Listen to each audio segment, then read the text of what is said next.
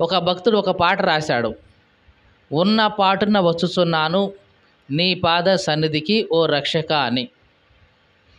ఉన్న పాటున వచ్చుచున్నాను నీ పాద సన్నిధి కో రక్షక. ఆయన ఏం రాశాడంటే ఈ పాటలో, దేవా ఉన్న పాటున నీ సన్నిధికి వచ్చేస్తున్నా, కాబట్టి దయచేసి నా వైపు చూడు. చిన్న కుమారుడు కూడా ఇట్లాగే వచ్చేసాడు, ఉన్న పాటునే బయలుదేరి వచ్చేసాడు. అంతేగాని నా బట్టలన్నీ చిరిగిపోయినాయి, నాకు ముఖం అంతా మాసిపోయింది, నా గడ్డం అంతా కూడా పెరిగిపోయింది, నా జుట్టు అంతా కూడా ఇదిగో చండాలంగా ఉంది, ఇట్లా కాదులే కొద్ది డబ్బులు సంపాదించుకొని మంచి బట్టలు కుట్టించుకొని కాస్త జుట్టు మంచిగా సరి చేయించుకొని షేవింగ్ ఇవన్నీ చేయించుకొని కాస్త మంచిగా తయారైన తర్వాత తండ్రి దగ్గరికి పోదాంలే అని అనుకున్నాడా? చెప్పండి. అనుకోలేదు. ఉన్న పళంగా తండ్రి సన్నిధికి బయలుదేరి వచ్చేశాడు. మనిషి మారు మనసు పొందేది ఇట్లాగే. నిజంగా నువ్వు దేవుని సన్నిధికి రావాలి అనుకుంటే, నీ పరిస్థితి మార్చుకోవాలి అనుకుంటే ఉన్న పళంగా నువ్వు దేవుని సన్నిధికి వచ్చేసేయాలి. చాలాసార్లు అనేక మందిని అడుగుతూ ఉంటాం, ప్రార్థనకు రావచ్చు కదండి అని అన్నప్పుడు వాళ్ళు అంటారు, ఏమండి నాకు బీడి తాగే అలవాటు ఉందండి, చుట్ట తాగే అలవాటు ఉందండి, సిగరెట్ తాగే అలవాటు ఉందండి, మందు తాగే అలవాటు ఉందండి, ఇవన్నీ మానుకోనండి అప్పుడు వస్తానండి. ఇవన్నీ పద్ధతి అంతా మార్చుకున్న తర్వాత, నా చెడ్డ అలవాట్లన్నీ మారిపోయిన తర్వాత అప్పుడు నేను వస్తానండి ప్రార్థనకి, అప్పుడు మారు మనసు పొందుతానండి అంటున్నాను. కానీ ఇది ఎప్పుడూ జరగదు. ఎందుకంటే నీకున్న దురలవాట్లు నీ అంతటా నువ్వు ఎప్పుడూ మానుకోలేవు. నీకున్న ఆ పాపపు వ్యసనాలు ఏవైతే ఉన్నాయో వాటి నుంచి నువ్వు ఎప్పుడు కూడా బయటికి రాలేవు. నీ అంతటగా నీవు ఎన్నడూ కూడా రాలేవు. అందుకని నువ్వేం చేయాలి? ఏ అలవాట్లు ఉన్నా సరే ముందు ఉన్న పళంగా దేవుని సన్నిధికి వచ్చేసేయాలి. వచ్చేసి ఇదిగో చిన్న కుమారులాగా, తండ్రి ఇదిగో నేను పాపిని, దయచేసి నన్ను రక్షించు అని నువ్వు ప్రార్థన చేస్తే అప్పుడు దేవుడు చూసుకుంటాడు ఏం చేయాలనేది. మీకు అర్థమైందా? చిన్న కుమారుడు అంతా రెడీ అయిపోయిన తర్వాత రాలేదు, ఉన్న పాటును వచ్చేసాడు. ఆ ఉన్న పాటును వచ్చిన చిన్న కుమారుడిని తండ్రి చూసి ఏమేమి చేయాలి, చిన్న కుమారుడికి ఏమి కావాలి, వస్త్రం కావాలా, చెప్పులు కావాలా, ఉంగరం కావాలా, ఇవన్నీ ఆయన సెట్ చేశాడు. అవునా కాదా? మన జీవితంలో కూడా మనము దేవుని సన్నిధికి ఉన్న పాటున వచ్చేయాలి. ఉన్న పాటున అంటే స్నానాలు గినాలు చేయకుండా ఇట్టని కాదు అంటుంది అర్థం. అంటే మన అలవాట్లు ఎట్లున్నా, మన పద్ధతులు ఎట్లున్నా, మన జీవితంలో ఉన్న ఈ దుర్వ్యసనాలు ఏవైనా ఉండని ఉన్నది ఉన్నట్టుగా దేవుని సన్నిధికి వచ్చేసి దేవుని సన్నిధిలో మన పాపాన్ని ఒప్పుకోవాలి. అప్పుడు దేవుడి కనికరం మనకు వస్తుంది. మనకందరికీ బాగా తెలుసు తప్పిపోయిన కుమారుడి యొక్క ఉపమానం. తప్పిపోయిన కుమారుడి యొక్క ఉపమానంలో తండ్రికి 2 కుమారులు ఉన్నారు, పెద్ద కుమారుడు, చిన్న కుమారుడు. తప్పిపోయిన వాడు ఎవరంటే చిన్న కుమారుడు తప్పిపోయాడు, మరలా తిరిగి వచ్చాడు. ఇప్పుడు ఒక ప్రశ్న అడుగుతా ఉన్నాను, ఆ తప్పిపోయిన కుమారుని యొక్క పేరేంటి?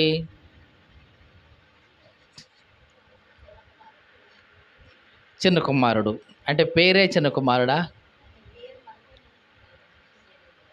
కాబట్టి ఆ తప్పిపోయిన కుమారుని యొక్క వృత్తాంతంలో ఆ చిన్న కుమారుడి పేరేంటో తెలియదు, పెద్ద కుమారుడి పేరేంటో తెలియదు. అసలు లోకంలో ఒక మనిషి దేవుని సన్నిధి నుంచి తప్పిపోయి తిరిగి రావడం చాలా గొప్ప సంగతి. ఒక వ్యక్తి తప్పిపోయి తిరిగి రావాలి అంటే అది మామూలుగా జరిగే విషయం అయితే కాదు.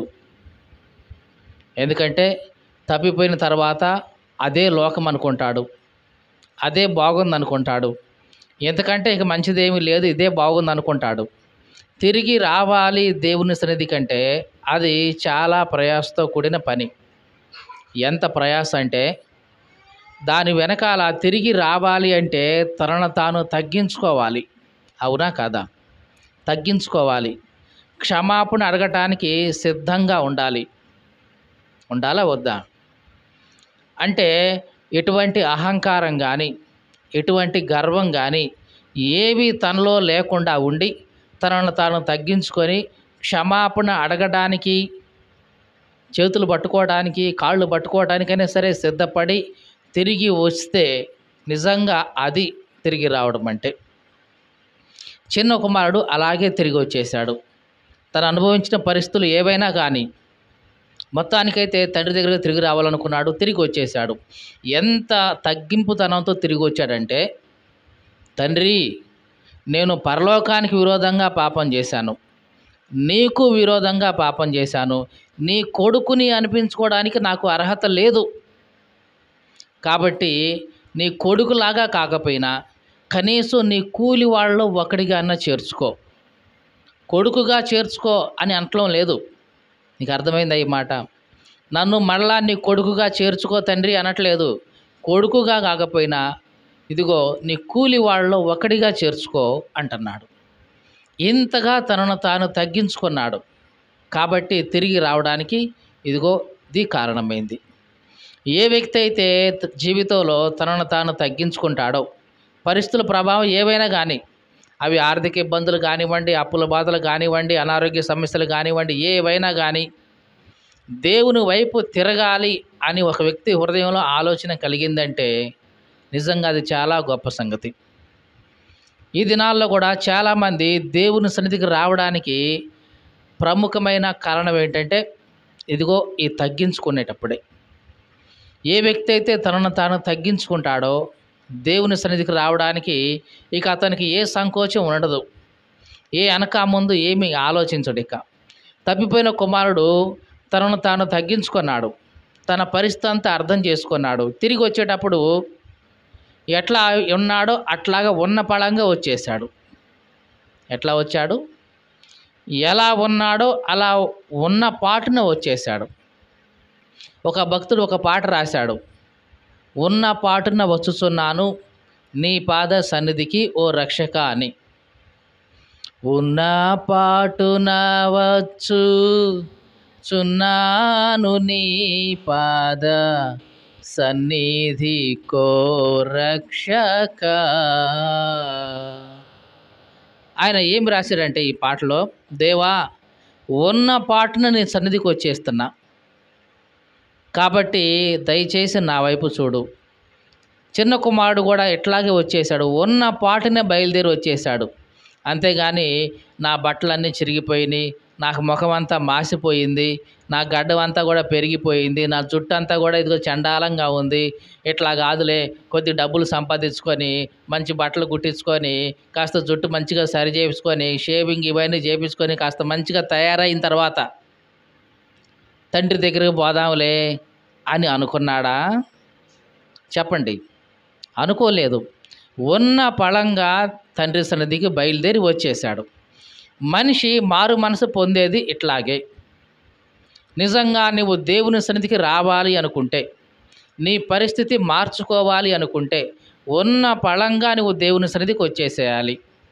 చాలాసార్లు అనేక మందిని అడుగుతూ ఉంటాం, ప్రార్థనకు రావచ్చు కదండి అని అన్నప్పుడు వాళ్ళు అంటారు, ఏమండి నాకు బీడి తాగే అలవాటు ఉందండి, చుట్ట తాగే అలవాటు ఉందండి, సిగరెట్ తాగే అలవాటు ఉందండి, మందు తాగే అలవాటు ఉందండి, ఇవన్నీ మానుకోనండి అప్పుడు వస్తానండి.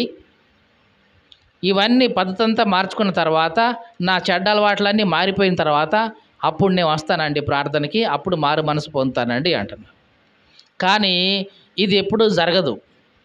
ఎందుకంటే నీకున్న దురలవాట్లు నీ అంతటా నువ్వు ఎప్పుడూ మానుకోలేవు. నీకున్న ఆ పాపపు వ్యసనాలు ఏవైతే ఉన్నాయో వాటి నుంచి నువ్వు ఎప్పుడు కూడా బయటికి రాలేవు. నీ అంతటగా నీవు ఎన్నడూ కూడా రాలేవు. అందుకని నువ్వేం చేయాలి? ఏ అలవాట్లు ఉన్నా సరే ముందు ఉన్న పళంగా దేవుని సన్నిధికి వచ్చేసేయాలి. వచ్చేసి ఇదిగో చిన్న కుమారులాగా, తండ్రి ఇదిగో నేను పాపిని, దయచేసి నన్ను రక్షించు అని నువ్వు ప్రార్థన చేస్తే అప్పుడు దేవుడు చూసుకుంటాడు ఏం చేయాలనేది. మీకు అర్థమైందా? చిన్న కుమారుడు అంతా రెడీ అయిపోయిన తర్వాత రాలేదు, ఉన్న పాటును వచ్చేసాడు. ఆ ఉన్న పాటును వచ్చిన చిన్న కుమారుడిని తండ్రి చూసి ఏమేమి చేయాలి, చిన్న కుమారుడికి ఏమి కావాలి, వస్త్రం కావాలా, చెప్పులు కావాలా, ఉంగరం కావాలా, ఇవన్నీ ఆయన సెట్ చేశాడు. అవునా కాదా? మన జీవితంలో కూడా మనము దేవుని సన్నిధికి ఉన్న పాటున వచ్చేయాలి. ఉన్న పాటున అంటే స్నానాలు చేయకుండా ఇట్టని కాదు అంటుంది అర్థం. అంటే మన అలవాట్లు ఎట్లున్నా, మన పద్ధతులు ఎట్లున్నా, మన జీవితంలో ఉన్న ఈ దుర్వ్యసనాలు ఏవైనా ఉండని ఉన్నది ఉన్నట్టుగా దేవుని సన్నిధికి వచ్చేసి దేవుని సన్నిధిలో మన పాపాన్ని ఒప్పుకోవాలి. అప్పుడు దేవుడు కనికరం మనకు వస్తుంది. దేవునికి స్తోత్రం కలుగును గాక. హల్లెలూయా. ఇంకొక ప్రశ్న కూడా అడుగుతున్నాను మిమ్మల్ని. అసలు బైబిల్లో ఎంతమంది తప్పిపోయిన కుమారులు ఉన్నారు? ఎవరున్నారండి? ఒక్కడే కదా. యేసు ప్రభు చెప్పింది ఒకడి గురించే కదా అని అనవద్దు. తప్పిపోయిన కుమారులు ఈ క్రొత్త నిబంధనలో యేసు ప్రభు చెప్పిన ఉపమానంలో ఉన్న చిన్న కుమారుడితో కలిపి మొత్తం 3 ఉన్నారు. ఎంతమంది? 3 అని చెప్పుకోవచ్చు. పాత నిబంధనలో 2 ఉన్నారు. క్రొత్త నిబంధనలో యేసు ప్రభు చెప్పిన ఈ ఉపమానంలో ఈ చిన్న కుమారుడు, తప్పిపోయి తిరిగి వచ్చిన వాళ్ళు. మీకు అర్థమైందా? తప్పిపోయిన కుమారుడు అనగానే తప్పిపోయాడు ఇక అంతే అనొద్దు. తప్పిపోయి చివరికి ఏమయ్యాడు? తిరిగి వచ్చాడు. ఎందుకు తప్పిపోయాడా, తప్పించుకుని పోయాడా? చెప్పండి. తప్పిపోయాడా, తప్పించుకుని పోయాడా? తప్పిపోవటం కాదు అసలు నిజానికి. మరి ఏమైంది? కావాలనే తప్పించుకొని తండ్రి దగ్గర నుంచి పోయాడు కదా. కానీ బైబిల్ మనకి ఏమని చెప్తుంది? తప్పిపోయాడు అని చెప్తుంది. తండ్రి ఏమన్నాడు తన కుమారుడు చూసి? ఈ నా కుమారుడు చనిపోయి బ్రతికాడు, తప్పిపోయి దొరికాడు. జాగ్రత్తగా ఆలోచించండి. అసలు తప్పిపోయాడా, తప్పించుకొని పోయాడా తండ్రి దగ్గర నుంచి? తప్పించుకొనే పోయాడు. ఆస్తి అంతా కూడా సమకూర్చుకొని, అంతా కూడా గ్యాదర్ చేసుకొని, ఆ ఆస్తి మొత్తం తీసుకొని తండ్రి దగ్గర నుంచి పోయాడు. ఇప్పుడు ఇతన్ని తప్పిపోయాడు అంటామా అసలు? చెప్పండి. తప్పిపోయాడు అంటామా? తప్పిపోయాడని ఎప్పుడు అంటాం? దారి తెలియక, ఏంటో తెలియక పోయినప్పుడు తప్పిపోయాడు అంటాం. కానీ తండ్రికి తెలియదా ఈ కుమారుడు ఎట్లా పోయాడన్న సంగతి? తండ్రి ఆస్తిలో నాకు వచ్చే వాటా అని అడిగి గొడవాడి 2 భాగాలుగా చేసి ఆస్తులు తనకు వచ్చేదంతా సమకూర్చుకొని అప్పుడు దూర ప్రయాణమై వెళ్ళిపోయాడు. ఈ సంగతి తండ్రికి తెలుసా లేదా? చెప్పండి. తెలుసా లేదా? అయినా సరే తండ్రి చివరికి ఏమంటున్నాడు? ఈ నా కుమారుడు తప్పిపోయి తిరిగి వచ్చాడు. ఆ సమయంలో నువ్వు కానీ నేను కానీ ఉంటే కనుక చూడాయా ఏం మొహం పెట్టుకుని అంటున్నావు? తప్పిపోయాడు, ఈయన తప్పించుకొని పోయాడు, అంతా ఆస్తి అంతా సమకూర్చుకొని తప్పించుకొని పోయాడు, తప్పిపోయాడేనా అని అంటాం. కానీ తండ్రి ఏమంటున్నాడు తెలుసా? తప్పించుకొని పోయినోడు కాదు, తప్పిపోయాడు. పాపం తెలియక, తండ్రి విలువ తెలియక, తండ్రి సన్నిధి యొక్క గొప్పతనం తెలియక తప్పిపోయాడు ఈయన. అంటే తప్పించుకొని పోయినా సరే తండ్రి ప్రేమ చూడండి అక్కడ. నీకు అర్థమైందా?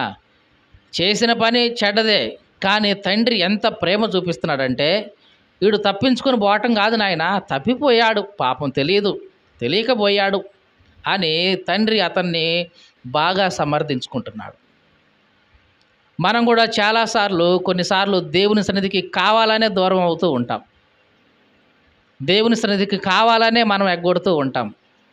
దేవుని సన్నిధిని కావాలనే మనంతటా మనమే మన బుద్ధిపూర్వకంగానే దేవుడి నుంచి దూరంగా పోతూ ఉంటాం. అయినా సరే దేవుడు మన పట్ల చూపే ప్రేమ ఎట్లా ఉంటుందంటే పాపం వాళ్ళకి తెలియదు.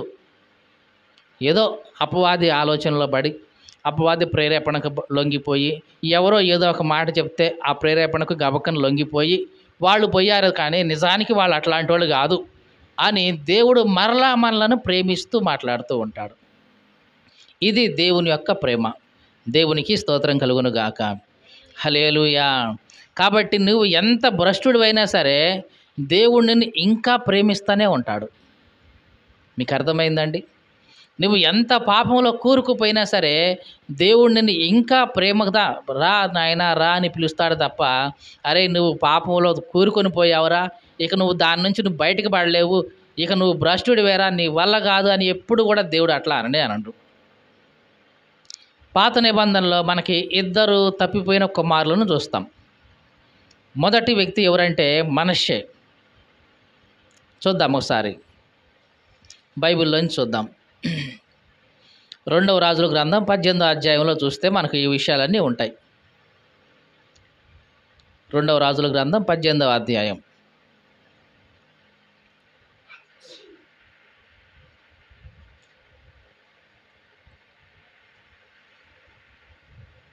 తీశారా అందరూ? 2వ రాజుల గ్రంథం 18వ అధ్యాయం. రైట్, అది దగ్గర పెట్టుకొని తర్వాతైనా చదవండి, నేను చెప్తాను, జాగ్రత్తగా వినండి. ఈ 2వ రాజుల గ్రంథం 18వ అధ్యాయంలో మనం చూస్తే మనష్షే అనే ఒక రాజు గురించి చదువుకుంటాం. ఏం పేరు అతని పేరు? మనష్షే. ఈయన తండ్రి ఎవరు అంటే హిజ్కియా. ఇతని తండ్రి పేరు ఏమిటి? హిజ్కియా. హిజ్కియాకు కుమారుడే మనష్షే. ఎవరు ఈ హిజ్కియా అంటే ఒక మంచి భక్తిపరుడు. ఎవరు? ఒక మంచి భక్తిపరుడైన వ్యక్తి హిజ్కియా. అట్లాంటి ఒక మంచి భక్తిపరుడైన వ్యక్తికి పుట్టిన ఒక పనికి మాలిన వ్యక్తే మనష్షే. మీకు అర్థమైందా? ఎందుకు ఎట్లా కంపేర్ చేస్తున్నామంటే, ఒక మంచి భక్తిపరుడు కడుపున ఒక చీడ పురుగు పుట్టింది అని చెప్పాలి. చాలామంది అనుకుంటాం, నేను మంచి భక్తి కలిగిన వాడిని కాబట్టి నా పిల్లలు కూడా మంచి భక్తిగా ఉంటారేమో అనుకుంటాం. ఏమో, ఉంటారో ఉండరో ఎవరికి ఏమీ తెలియదు.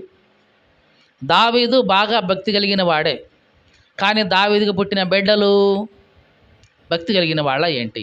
అబ్షాలోము ఎట్లాంటి వాడు? కన్న తండ్రికే స్కెచ్ చేసినోడు సింహాసనం మీదకి. కన్న తండ్రి సింహాసనాన్ని ఆక్రమించుకోవడం కోసం స్కెచ్ చేసి యుద్ధం చేసి తండ్రికే విరోధంగా యుద్ధానికి వచ్చినవాడు అబ్షాలోము. మరి అమ్నోను దావీదు కొడుకు, సొంత చెల్లినే ఇదిగో మానభంగం చేసి తన కోరిక తీర్చుకోవడం కోసం అలా చేసిన వాడు ఈ అమ్నోను. ఇట్లాంటి వాళ్ళందరూ కూడా ఎవరు కడుపున పుట్టారు? దావీదు కడుపునే. మరి దావీదు ఎట్లాంటి వాడు? మంచి భక్తి కలిగిన వాడు. కాబట్టి మంచి భక్తి కలిగిన వాడే పిల్లలు కూడా మంచి భక్తిగా ఉంటారే అనుకోవద్దు. కొంతమంది దరిద్రులు ఉంటారు, అంటే చెడ్డవాళ్ళు ఉన్నారు. వాళ్ళ కడుపున చెడ్డవాళ్ళు కాదు, మంచి వాళ్ళే పుట్టారు. కోరహు అని ఆయన ఉన్నాడు. కోరహు, దాతాన్, అబీరాములు వీళ్ళందరూ కూడా మోషేకు వ్యతిరేకంగా తిరుగుబాటు చేసిన వాళ్ళే. ఈ తిరుగుబాటు చేసినందుకు దేవుడు వాళ్ళ మీదకి ఎట్లాంటి శిక్ష విధించాడంటే, జాగ్రత్తగా వినండి. ఎలాంటి శిక్ష అంటే, ఈ లోకంలో ఎవరికి ఎన్నడూ జరగనటువంటి శిక్ష విధించబడింది. ఏమిటి ఆ శిక్ష అంటే, భూమి నెరవిడిచి వాళ్ళని ఉన్న పళంగా మింగేసింది. అంటే మన భాషలో చెప్పాలంటే భూమి చీల్చి రెండుగా చీలిపోయి ఆ గాడిలో వాళ్ళని లాగేసుకొని మళ్ళా ఎప్పటిలాగానే లెవెల్ అయిపోయింది, చదునైపోయింది. కుటుంబాలతో సహా వాళ్ళు వెళ్ళిపోయారు. ఇప్పుడు మీరు అనొచ్చు, ఏమండి కోరహు మరి కుటుంబంతో సహా పోతే కోరహు కుమారులు ఎట్లున్నారండి మంచిగా అంటే, జాగ్రత్తగా వినండి. దాతాను, కోరహు, దాతాను, అబీరాములు ఈ ముగ్గురు కూడా మోషేకు వ్యతిరేకంగా తిరుగుబాటు చేశారు. మోషేకు వ్యతిరేకంగా తిరుగుబాటు చేసినప్పుడు దేవుడు అన్నాడు, అబ్బాయి మీరు ఆ ముగ్గురు కుటుంబాల నుంచి దూరంగా పోండి. ఎవడైనా సరే వాళ్ళు, వాళ్ళ భార్యలు, వాళ్ళ పిల్లలు, వాళ్ళ పశువులు అవన్నీ ఒక చోట ఉంచండి, మిగతా వాళ్ళందరూ కూడా వాళ్ళకు దూరంగా వెళ్ళిపోండి అన్నారు. ఎటోళ్ళటు దూరంగా పోయారు. భూకంపం వస్తే ఎటు చెల్లాచెదరైపోతారు, అట్లా వెళ్ళిపోయారు. జరిగింది ఏమిటంటే, అప్పుడు భూమి నెరవిడిచింది, అంటే చీలిపోయింది. ఆ కుటుంబాలన్నీ దాంట్లో పడిపోయినాయి, మళ్ళీ ఎప్పట్లాగానే మూసేసుకుంది. అంత భయంకరమైన శిక్ష లోకంలో అంతకుముందు ఎప్పుడూ జరగలేదు, ఆ తర్వాత కూడా ఎప్పుడు జరగలేదు కూడా.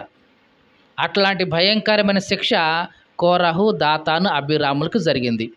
ఈ కోరహు పుట్టిన కుమారులు ఉన్నారే, కొడుకులు, వీళ్ళు కోరహు లాంటి వాళ్ళు కాదు, చాలా మంచి భక్తి కలిగిన వాళ్ళు.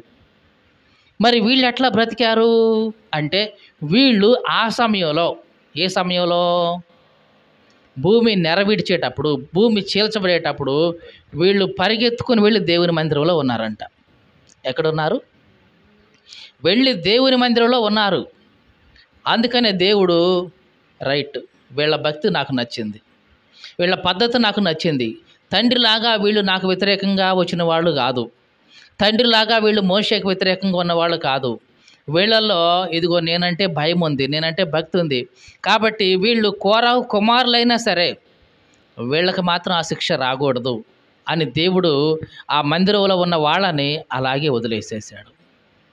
దేవునికి స్తోత్రం కలుగును గాక. హల్లెలూయా. కాబట్టి బైబిల్ గ్రంథం మొత్తం మనం పరిశీలించినప్పుడు ఒక మంచి భక్తిపరుడు కడుపున చెడ్డవాళ్ళు పుట్టిన వాళ్ళు ఉన్నారు. ఒక చెడ్డ వ్యక్తులకి మంచి కుమారులు పుట్టినవాడు, భక్తిపరులైన కుమారులు పుట్టిన వాళ్ళు ఉన్నారు. కాబట్టి పుట్టే బిడ్డల యొక్క రాత, వాళ్ళ యొక్క బ్రతుకు, వాళ్ళ యొక్క జీవితం అనేది తండ్రిని బట్టి ఉండదు. తండ్రి రక్తం వాళ్ళలో ఉన్నప్పటికీ తండ్రి యొక్క గుణ లక్షణాలు వాళ్ళలో ఉంటాయని గ్యారంటీ అయితే లేదు. ఇదంతా ఎందుకు చెప్తున్నామంటే, మనష్షే హిజ్కియాకు పుట్టినవాడు. హిజ్కియా ఎవరంటున్నాం? భక్తి కలిగిన వాడు. హిజ్కియా ఎంత భక్తి కలిగిన వాడంటే, ప్రార్థన చేసి దేవుడి దగ్గర నుంచి ఆయుష్ని పెంచుకున్నవాడు. ఎట్లాంటి వాడు? ప్రార్థన చేసి దేవుడి దగ్గర నుంచి ఆయుష్ పెంచుకున్నాడు. ఒకసారి హిజ్కియాకి టైం అయింది, చనిపోయే టైం అయింది. నాతాను ప్రవక్త ఒక ఆయన వచ్చాడు, హిజ్కియా నువ్వు చచ్చిపోబోతున్నావు, నీ ఇల్లు ఏమనుంటే చక్కబెట్టుకో, నీ ఇల్లు చక్కబెట్టుకో అన్నాడు. ఆ రోజుల్లో ఇల్లు చక్కబెట్టుకోవడం అంటే ఎవరికి ఏ భాగం రావాలో వాళ్ళకి ఇచ్చేయటం. చిన్న కొడుకు ఇది, పెద్ద కొడుకు ఇది, కూతురికి ఇది, భార్యకి ఇది అని ఎవరికి వాళ్ళకి పంపకాలు జరుపుకొని అంతా సెటిల్ చేసుకుంటే ఇదిగో ఇల్లు చక్కబెట్టుకున్నట్టు అనమాట. అంటే ఈయన పోయిన తర్వాత ఈ ఆస్తి కోసం వీళ్ళు కొట్లాడుకోకుండా, గొడవలు ఆడుకోకుండా ముందుగానే అన్నీ సెటిల్ చేసుకోవటమే ఇల్లు చక్కబెట్టుకోవడం అంటే. ఈ నాతాను ప్రవక్త వచ్చి హిజ్కియా రాజుతో చెప్పాడు, రాజా నువ్వు చనిపోబోతున్నావు, మరణమవబోతున్నావు అని దేవుడు చెప్పాడు. కాబట్టి నువ్వు నీ ఇల్లు చక్కబెట్టుకో, సెటిల్ చేసుకో, ఎవరికి ఏం కావాలో ఇచ్చేసుకో, ఎవరికి ఏమి రాయాలో రాసేసుకో, అంతా సెటిల్ చేసుకొని రెడీగా ఉండు అని అంటే హిజ్కియాకి అర్థమైంది, అయ్యా నన్ను తీసుకెళ్తావా నాయనా, నువ్వు నాకున్న రోగం మంచి కరెక్టే, నిజమే, నాకు ఉన్న ఈ పుండు ఈ రోగం ఉంది, అట్లాగని చెప్పి నన్ను చంపేస్తావా నాయనా, నేను ఎంత యథార్థంగా ఉన్నాను చూడు, ఎంత సత్యంగా అనుసరించుకుంటున్నానో చూడు అని కన్నీళ్ళు విడుస్తూ ప్రార్థన చేశాడు. దేవుడు అతని ప్రార్థన విన్నాడు, అతనికున్న గాయాన్ని, ఆ రోగాన్ని మాన్పాడు. ఇంకా 15 సంవత్సరాల ఆయుష్ ఇచ్చాడు ఇతనికి. ఎన్ని సంవత్సరాలు? 15 సంవత్సరాల ఆయుష్. అసలు ఎట్లాగైనా ఎవరైనా పొందుకున్నట్టు ఉందా బైబిల్ అంటే? ఇంక లేదు. ఇతనే మొట్టమొదటి వాడు, చిట్ట చివరి వాడు కూడా. 15 సంవత్సరాల ఆయుష్ ఇతనికి పెరిగింది, ఎక్స్టెన్షన్ జరిగింది. ఈ 15 సంవత్సరాలు పెరిగిన తర్వాత ఈ 15 సంవత్సరాల్లో పుట్టినవాడే మనష్షే. మీకు అర్థమైందా? మనష్షే. ఈ 15 సంవత్సరాలు అయిపోయిన తర్వాత మొత్తానికి హిజ్కియా చనిపోయాడు. దేవుడిచ్చిన ఆయుష్ ఎంతకాలం? 15 సంవత్సరాలు. ఈ 15 సంవత్సరాల తర్వాత హిజ్కియా చనిపోయాడు. హిజ్కియా చనిపోయిన తర్వాత ఇక అప్పుడు ఈ మనష్షే అనేవాడు రాజు అయ్యాడు. ఈ మనష్షే రాజు అయినప్పుడు వీడి వయసు ఎంత అంటే 12 సంవత్సరాలు. ఏంటంటే మరి అంత చిన్నపిల్లోడిని రాజుగా చేస్తారండి అనిపిస్తుందా లేదా? మరి అంత చిన్నపిల్లోడిని ఎట్లా రాజుగా చేస్తారండి? కనీసం వాడికి ఊహ రావాలి కదా, మంచి ఏందో చెడు ఏందో తెలియాలి కదా. 12 సంవత్సరాల వాడిని సింహాసనం మీద కూర్చోబెడితే వాడికేం తెలిసిద్దండి అనేవాళ్ళు ఉన్నారు. 12 సంవత్సరాలే కాదు, యోషియా అనే ఒక రాజు ఉన్నాడు, ఆయన్ని 8 సంవత్సరాలకి కూర్చోబెట్టారు సింహాసనం మీద. యోషియా అనే రాజుని 8 ఏళ్లకే. అదేంటి 8 ఏళ్లకి ఏం చేస్తాడు రాజుగా కూర్చొని అంటే, సింహాసనం మీద ఆయన కూర్చున్నా ఆ చుట్టుపక్కల ఉన్న మంత్రులు, ప్రధానమంత్రులు వీళ్ళందరూ కూడా ఆయన్ని గైడ్ చేసుకుంటూ వాళ్ళ సంరక్షణలో ఇతను ఉంటాడు. యుద్ధాలు కానీ అవన్నీ వాళ్ళు చూసుకుంటారు, ఈయన మాత్రం రాజుగా ఉంటాడు ఊహ వచ్చేంతవరకు. ఇక యుక్తకాలం వచ్చిన తర్వాత పట్టాభిషేకం జరుగుతుంది. ఇక అప్పుడు పరిపూర్ణమైన రాజుగా ఉంటాడనమాట. ఇట్లా జరుగుతుంటుంది. ఈ 12 సంవత్సరాల వయసులో వచ్చేసాడు మనష్షే రాజుగా. రావటమే ఏం చేశాడో తెలుసా? దేశంలో అప్పటిదాకా లేని విగ్రహారాధన అంతా కూడా ఇక మొదలు పెట్టేశాడు. దేవుడికి చాలా కోపం వచ్చేసింది. ఎంత కోపం వచ్చిందంటే చివరికి ఇతన్ని ఇంత విగ్రహారాధన చేస్తూ ఉంటే ఇతన్ని వాళ్ళ తండ్రిని బట్టి, తండ్రి మంచివాడు కదా, భక్తిపరుడు కదా, కాబట్టి తండ్రిని బట్టి 1కి 2 సార్లు ప్రవక్తల చేత హెచ్చరించాడు, అబ్బాయి నువ్వు ఇట్లా చేయకూడదు, నీ తండ్రి ఎంత భక్తి కలిగిన వాడో నీకు తెలుసు, ఎంత సేవ చేశాడో దేవునికి నీకు తెలుసు, అట్లాంటి తండ్రి కొడుకున నువ్వు పుట్టావు, మరి నువ్వెట్లా ఉండాలి, నువ్వేంటి విగ్రహారాధనతో దేశాన్ని నింపేస్తున్నావేంటి అని 1కి 4 సార్లు హెచ్చరించినా సరే వినలా. లోకంలో ఒక సామెత ఉంది, పోగాలం దాపురించిన వాడికంట పెద్దల మాటలు చెవికి ఎక్కవంట. ఏంటంట? ఏ కాలం వచ్చింది? పోయే కాలం దాపురించింది వాడికి. అందుకనే పెద్దల మాటలు చెవికి ఎక్కట్లా. ఎంత చెప్పినా చెవికి ఎక్కలేదు. చివరికి ఇక దేవుడు అషూర్ రాజుని పంపించేశాడు ఇశ్రాయేలు దేశం మీదకి. ఈ అషూర్ రాజు వచ్చి ఇశ్రాయేలు దేశాన్ని మొత్తాన్ని పట్టుకొని, ఈ రాజు ఉన్నాడు కదా మనష్షే అని, ఇతన్ని బంధించి బబులోన్లోకి తీసుకెళ్ళి చెరలో వేసేశాడు. జాగ్రత్తగా చూడండి, చెరలో వేశాడు. ఈ చెరసాల్లో వేసిన తర్వాత బుద్ధి వచ్చింది అయ్యగారికి. ఎప్పుడు వచ్చింది? చెరసాల్లో వేసిన తర్వాత అప్పుడు బుద్ధి వచ్చింది. చిన్న కుమారుడు గనుక తండ్రి నుంచి దూరంగా పోయి ఆ పందులు తినే పొట్టు దగ్గరికి వెళ్ళిన తర్వాత స్థితి అంతా అధ్వానం అయిపోయిన తర్వాత బుద్ధి వచ్చినట్లుగా ఈ మనష్షేకి కూడా రాజ్యం పోయి, ప్రజలు పోయి, ఆరోగ్యం పోయి, మొత్తం చెరసాల్లో కూర్చుంటే అప్పుడు వచ్చింది బుద్ధి. అప్పుడు గుర్తొచ్చాడు దేవుడు, అప్పుడు గుర్తొచ్చాడు తండ్రి దేవుడు. అప్పుడు ప్రార్థన చేయటం మొదలేశాడు. నాయనా, నా వల్ల తప్పు జరిగిపోయింది కాబట్టి నన్ను క్షమించు, నన్ను ఈ స్థితి నుంచి మరలా పైకి లేవనెత్తు, బయటికి ఎత్తు అని ప్రార్థన చేస్తే దేవుడు అప్పుడు కరుణించాడు. మళ్ళీ అతన్ని చెరసాల్లో నుంచి విడుదల చేయించి మళ్ళీ తీసుకొచ్చి ఎప్పట్లాగానే ఇశ్రాయేలుల మీద రాజుగా చేశాడు. దేవునికి స్తోత్రం కలుగును గాక. హల్లెలూయా. కాబట్టి ఇదంతా చూసుకుంటే మనకేం తెలుస్తుంది? పాత నిబంధనలో ఈ మనష్షే అనే వ్యక్తి తప్పిపోయిన కుమారుడుగానే ఉన్నాడు. ఒకప్పుడు దేవునికి వ్యతిరేకంగా విగ్రహారాధన చేసి తప్పిపోయాడు. తర్వాత 5 చిన్న కుమారులాగా అధ్వానమైన స్థితికి, అంటే చెరసాల్లోకి వెళ్ళిపోయాడు. అక్కడ దేవుడు తండ్రి జ్ఞాపకం వచ్చాడు. అప్పుడు ప్రార్థన చేశాడు. మళ్ళీ తిరిగి రాజ్యానికి వచ్చేసాడు. కాబట్టి పాత నిబంధనలో తప్పిపోయిన కుమారుడు ఎవరు అంటే మనష్షే అని చెప్పుకోవచ్చు. దేవునికి స్తోత్రం కలుగును గాక. హల్లెలూయా. అలాగే ఇంకొక వ్యక్తిని కూడా మనం చూడవచ్చు పాత నిబంధనలో. ఆ వ్యక్తి ఎవరంటే ఒక రాజే. ఆయన కూడా నెబుకద్నెజరు అనే రాజు. ఏమిటి ఇతని స్థితి అంటే, ఈ నెబుకద్నెజరు అనే రాజు చాలా బాగా పరిపాలన చేశాడు. దేవుడు కూడా అన్ని రాజ్యాలందరినీ కూడా ఈయనకి హ్యాండ్ ఓవర్ చేశాడు ఈ బబులోను రాజుకి. అంత వచ్చిన తర్వాత ఇతను ఇక గర్వించడం ప్రారంభించాడు.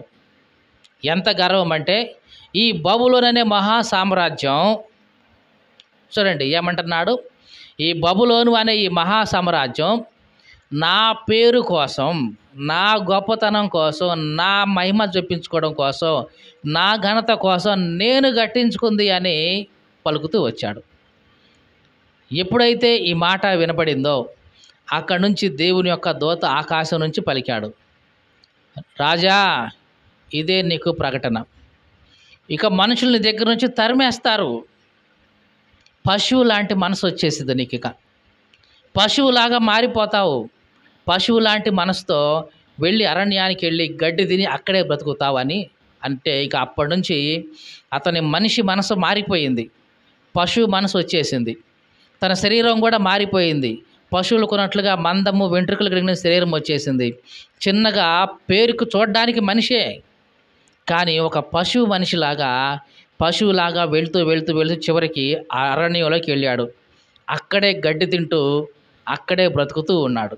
ఎంతకాలం ఉన్నాడు ఎట్లాగా అంటే 7 సంవత్సరాలు ఉన్నాడు అట్లాగే. ఎన్ని సంవత్సరాలు? 7 సంవత్సరాలు మనిషిలాగా బ్రతకలేదు, పశువులాగానే బ్రతికాడు, గడ్డి తినే బ్రతికాడు. ఆ 7 సంవత్సరాలు గడిచిన తర్వాత ఆయనకి బుద్ధి వచ్చింది. ఏమిటి బుద్ధి అంటే, ఇదిగో నేను మనిషిని మాత్రమే, సర్వోన్నతుడైన దేవుడు ఒక ఆయన ఉన్నాడు. ఆయన ఎవరికి సింహాసనం ఇవ్వాలనుకుంటే ఆయనకే ఇస్తాడు, ఎవరికి రాజ్యం ఇవ్వాలనుకుంటే వాళ్ళకే ఇస్తాడు. నేను గర్వించకూడదు, నేను అతిశయించకూడదు అనే జ్ఞానం వచ్చింది, బుద్ధి వచ్చింది. అప్పుడు చిన్నగా ఆయన పశువు మనసు కాస్త మంచి మనసు, అంటే మనిషి యొక్క మనసు వచ్చింది. ఇక మంచి మనసు వచ్చింది కాబట్టి, ఇతనికి బుద్ధి వచ్చింది కాబట్టి దేవుడు కూడా ఇతనికి రాజ్యం ఇవ్వాలి అనుకున్నాడు. ఈ లోపల వాళ్ళ మంత్రులు వీళ్ళందరూ కూడా ఎత్తుక్కుంటూ వచ్చారు. రాజుగారు ఎక్కడున్నారు అనుకుంటూ 7 సంవత్సరాలు అయిన తర్వాత అడవిలోకి ఎత్తుక్కుంటూ వచ్చారు. రాజును చూశారు. అప్పుడు ఈ రాజును తీసుకెళ్ళి మళ్ళీ ఎప్పట్లాగానే రాజ్యం మీద కూర్చోబెట్టి సింహాసనాన్ని అప్పగించారు. దేవునికి స్తోత్రం కలుగును గాక. హల్లెలూయా. ఇలాగా మనకి పాత నిబంధనలో ఇద్దరు వ్యక్తులు, క్రొత్త నిబంధనలో ఒక వ్యక్తి, ఈ ముగ్గురు కూడా తప్పిపోయిన కుమారులాగానే మనకు కనిపిస్తూ ఉన్నారు. కానీ క్రొత్త నిబంధనలో తప్పిపోయిన కుమారుని యొక్క పేరైతే గనక మనకు రాయబడలేదు. కానీ పాత నిబంధనలు అయితే ఒక వ్యక్తి మనష్షేగా కనిపిస్తున్నాడు, ఇంకొక వ్యక్తి నెబుకద్నెజర్ లాగా మనకు కనిపిస్తూ ఉన్నాడు. ఇద్దరూ రాజులే. ఇద్దరు కూడా గర్వించి అహంకారంతో దేవుడి నుంచి తప్పిపోయారు. తర్వాత దేవుడు వాళ్ళకి శిక్ష విధించి, తర్వాత మళ్ళీ బుద్ధి వచ్చిన తర్వాత, జ్ఞానం వచ్చిన తర్వాత మళ్ళీ తీసుకొచ్చి రాజ్య సింహాసనం మీద కూర్చోబెట్టాడు. ఈ మాటలు వింటున్న ప్రియ సహోదరి సహోదరుడా, నీవెవరైనా సరే దేవుడి నుంచి నువ్వు దూరంగా వెళ్తే నీకు బుద్ధి వచ్చేంతవరకు దేవుడు ఎదురు చూస్తూనే ఉంటాడు. నీకు ఒకవేళ బుద్ధి వచ్చినప్పుడు, జ్ఞానం వచ్చినప్పుడు తిరిగి మళ్ళీ దేవుని దగ్గరికి వస్తే తప్పనిసరిగా నీ పూర్వపు స్థితి నీకు వచ్చేస్తుంది. ఏమంటున్నాం? నీ పూర్వపు స్థితి నీకు వచ్చేస్తుంది. ఏదైతే పోగొట్టుకున్నావో అది దేవుడు నీకు మరలా ఇస్తాడు. ఏదైతే కోల్పోయావో అది దేవుడు మీకు మరలా ఇస్తాడు. అది దీవెన, ఆశీర్వాదమా, ఆరోగ్యమా, ఆర్థికమా, ఏదైనా సరే నువ్వు ఏదైతే దేవునికి దూరంగా వెళ్ళి పోగొట్టుకున్నావో, నష్టపోయావో అవన్నీ దేవుడు నీకు తిరిగి వచ్చినప్పుడు నీకు సంపూర్ణంగా ఇస్తాడు. ఇందుట్లో ఎటువంటి సందేహం లేదు. మరి నువ్వు తిరిగి వచ్చే మనసు నీకుందా? ఎంతకాలానికి తిరిగి వస్తావా అనేది ఇక నీ చేతుల్లో ఉంది. నీకు బుద్ధి వచ్చేంత వరకు. తప్పిపోయిన కుమారుడు ఎంతకాలం ఉన్నాడు తెలియదు. మరి మనష్షే చాలా కాలం ఉన్నాడు చెరసాలలో. అప్పుడు బుద్ధి వచ్చింది, తిరిగి రాజ్యానికి మరలా రాగలిగాడు. నెబుకద్నెజరు చూస్తే 7 సంవత్సరాలు అట్లాగే పశువు మనసు ఉంది. 7 సంవత్సరాల తర్వాత అతనికి బుద్ధి వచ్చింది, జ్ఞానం వచ్చింది, మరలా తిరిగి రాజ్యానికి వచ్చాడు. మరి నీకు ఎంతకాలం పడుతుందో నాకైతే తెలియదు. అంతే కదండి. తప్పిపోయిన కుమారులాగా మరి తొందరగా తిరిగి వస్తావో, లేకపోతే మనష్షేలాగా ఎక్కువ కాలం చెరసాల్లో ఉంటావో, అంటే ఇబ్బంది పడుతూ బానిసత్వంలో ఉంటావో, లేకుంటే నెబుకద్నెజర్లాగా 7 సంవత్సరాల తర్వాతే వస్తావో, ఎప్పుడు వస్తావు అనేది ఇదిగో నీ మీదనే ఆధారపడి ఉంది. నీవు ఎంత తొందరగా తిరిగి వస్తే, మళ్ళీ చెప్తున్నాను, నువ్వు ఎంత తొందరగా తిరిగి వస్తే దేవుడు నీకు ఇవ్వాల్సిన దీవెనలు, ఆశీర్వాదాలు అంత తొందరగా నువ్వు పొందుకుంటావు కదండి. 7 సంవత్సరాలు పట్టింది నెబుకద్నెజర్కి. ఒకవేళ నెబుకద్నెజర్కు యొక్క మంచి మనసు, ఆ బుద్ధి అనేది మొదటి సంవత్సరంలోనే వచ్చేస్తే వెంటనే వచ్చేసేవాడు కదా రాజ్యానికి కదా. కాబట్టి ఈ మాటలు వింటున్న ప్రియ సహోదరి సహోదరుడా, నువ్వు ఎవరివైనా సరే నీవు పోగొట్టుకున్న దాన్ని నువ్వు మరలా తిరిగి సంపాదించుకోవాలనుకుంటే, నీవు కోల్పోయిన దాన్ని తిరిగి మరలా సంపాదించుకోవాలి అనుకుంటే తిరిగి నీవు దేవుని సన్నిధికి రా. తప్పనిసరిగా పోగొట్టుకున్న ప్రతి దానిని దేవుడు నీకు రెట్టింపు చేసి ఇస్తాడు. అందుట్లో ఎటువంటి సందేహం లేదు. నష్టం అనేది దేవుడు నీకు కంటికి కనపడకుండా చేస్తాడు. యోబుకి ఎంతమంది ఉన్నారు? 3 కుమార్తెలు, 7 కుమారులు ఉన్నారు. ఆస్తి ఉంది, అంతా అయిపోయింది అనుకున్నారు యోబు గురించి అందరూ. కానీ దేవుడు అతని ఆస్తిని మరలా 2 చేసి మరలా ఆశీర్వదించాడు. 2 చేయకముందు యోబు గురించి ఏముంటుందో తెలుసా? ఆ ఊజు దేశం అంతట్లో యోబు అంతా ధనవంతుడు లేనే లేడు.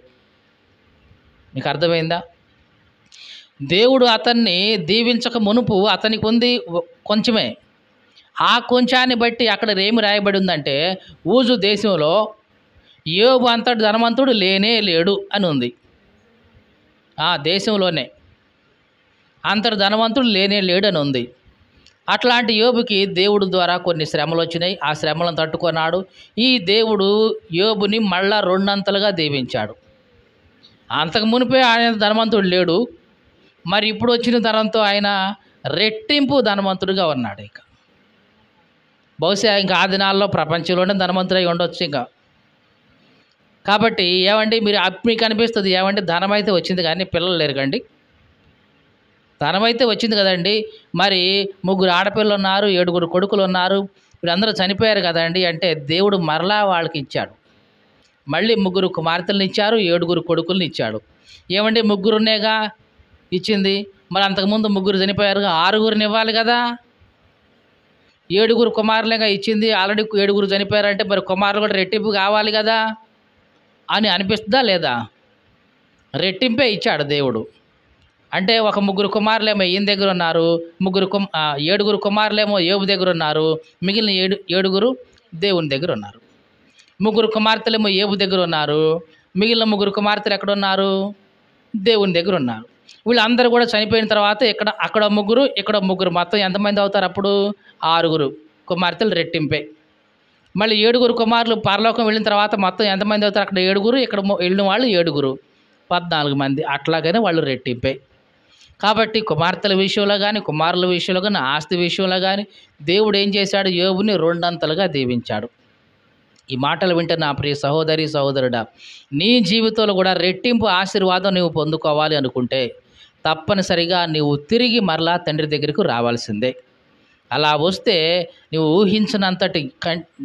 ఊహించినంత కంటే కూడా దేవుడు నీకు అధికంగా చేస్తాడు.